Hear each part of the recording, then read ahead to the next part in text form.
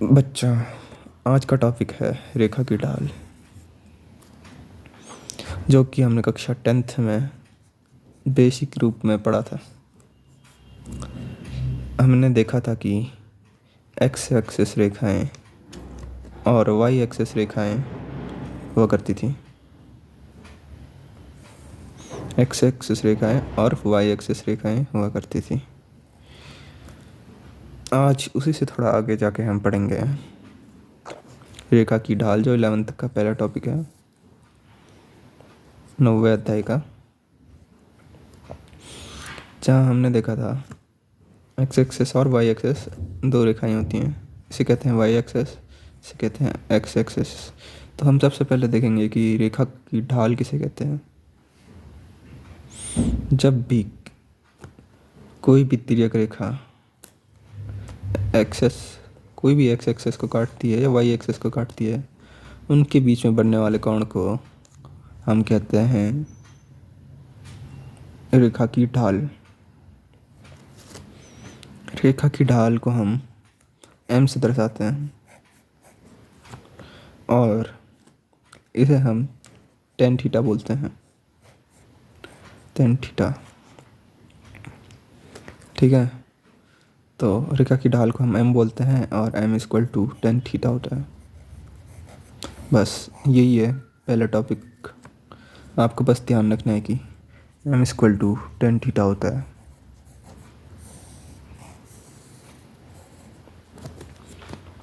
ये एक बहुत अच्छी चीज़ है और इसे ही रेखा की ढाल बोलते हैं, ये याद रखना।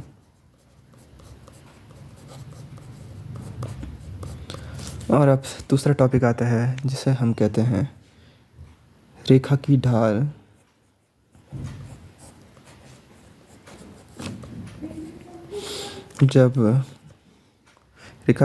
जब दो बिंदु दिए हों।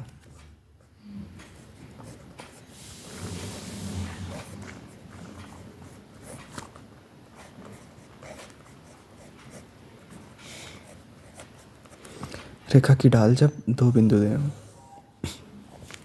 तो फिर से हमें एक्स एक्सिस और वाई एक्सिस बना लेना है।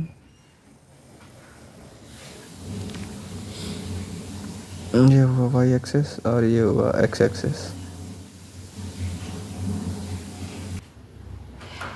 तो इसे हम मान लेंगे वाई एक्सिस और से एक्स एक्सिस। थोड़ा बड़ा बना लेते हैं। चलिए देखते हैं अब। जब हमें दो बिंदु दिए हों, यानी कि हम एक कोई भी तिर्यक रेखा वाई एक्सिस में भी खींच सकते हैं, एक्स एक्सिस में खींच सकते हैं। दो बिंदु कब दिए होते हैं? एक रेखा पे दिए होते हैं। वो इस पे भी दे सकते हैं, इस पे भी दे सकते हैं। ये एक डेरिवेशन है, इसलिए इसे याद करना ज़रूरी नहीं उतना।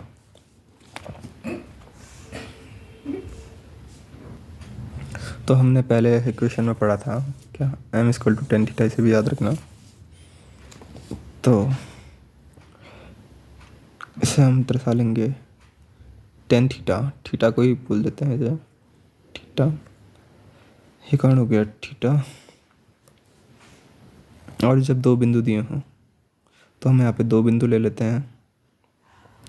पहला बिंदु हम यहाँ पे ले लेते हैं x1 y1। दूसरा बिंदु हम यहाँ पे ले लेते हैं x2 y2। सेकंड काम भी कर दिया।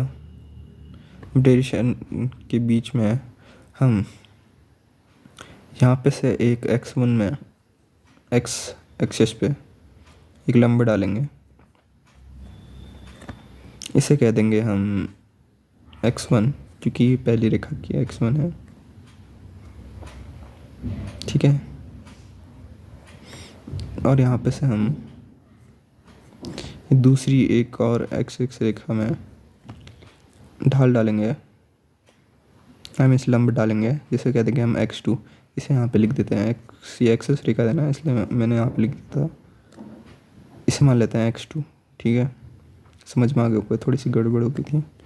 और यहाँ पे y1 में भी हम एक लंब ले लेते हैं जिसे हम क्या कहेंगे y1 कहेंगे और एक दूसरी डाल लेते हैं जिसे हम कहेंगे y2।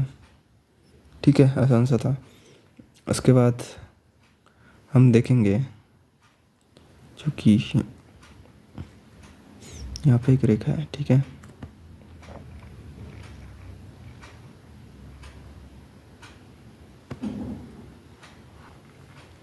अब जो हमारा मेन फोकस है वो ये त्रिभुज है, ये वाला जो ये बन रखा है, इस पे ध्यान देना।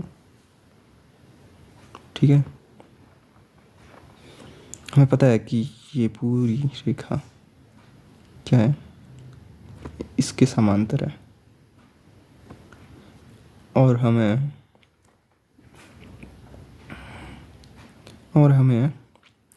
y1, हमें पता है कि y1 यहाँ से यहाँ तक का है और y2 यहाँ से यहाँ तक का है। तो इतनी दूरी निकालने के लिए हम बहुत आसान सा काम करेंगे, y2 माइनस y1। ठीक है, यहाँ पे निकल जाएगी, तो उसे हम यहाँ पे भी लिख देंगे क्योंकि ये इससे समांतर है। यहाँ पे लंब लिया था ना, समांतर है, तो ये निकल जाएगा क्या, इसे भी हम y2 माइनस y1 लिख देंगे। फिर उसके बाद हम देखेंगे कि ये वाली पूरी दूरी x1 है और ये x2 है। ठीक है, ये यहाँ पे लंबे डाला था ना, तो हमें ये वाली वैल्यू फाइंड करनी है। कौन सी वाली, ये वाली। तो उसे हम क्या कैसे फाइंड करेंगे, लिख देंगे x2 माइनस x1। ठीक है, तो हमें ये वैल्यू पता चल जाएगी, इतनी वाली। ठीक है, जो यहाँ से यहाँ तक का है।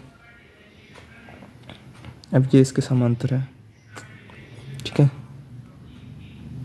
ये इसके समांतर, तो इसे हम क्या लिख सकते हैं, x2 माइनस x1। अब बहुत आसान सा है, ये वाला जो थीटा है ये इसके बराबर होगा। कैसे, हमने एक 9th 8th और 10th हमने देखा था संगत कोण। जब दो समांतर रेखाएं, ये समांतर रेखाएं हैं ना, समांतर रेखाएं लंब डाल रखा है क्योंकि जब समांतर रेखाएं कोई तिर्यक रेखा प्रतिच्छेद करती है तो बनने वाला कोण, ये दोनों कोण बराबर होते हैं, इसे संगत कोण कहते हैं, इसे भी थीटा कहेंगे। ठीक है, तो ये m होता है, यानी कि इसे कहेंगे हम tan थीटा। ठीक है, अब हम देखेंगे यहाँ पे फर्स्टली हमने क्या देखा है, एक क्वेश्चन हमने देख लिया है y2 माइनस y1 और दूसरी x2 माइनस x1। अब बहुत आसानी से हम देख लेंगे 10th का टॉपिक। tan का मान क्या होता था, tan थीटा का मान हमने पढ़ा था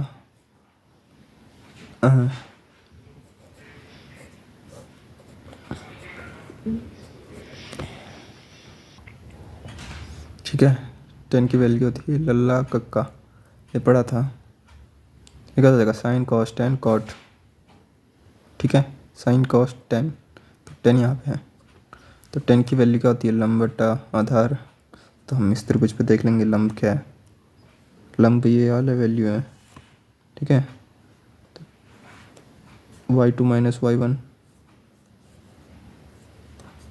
y2 माइनस y1 और पॉन पे आधार क्या है देख लेंगे, x1 बट्टा नहीं x2 माइनस x1। ठीक है, तो ये निकल गई tan थीटा की वैल्यू। ये दो वैल्यू काफ़ी अच्छी थी, जिससे हमारा ये वाली डेरिवेशन प्रूफ होगी और ये एक फार्मूला बन गया। ये फार्मूला से बहुत सारे क्वेश्चन बनते हैं, तो इसे याद कर लेना, आने वाले वीडियो पे हम क्वेश्चन सॉल्व करेंगे।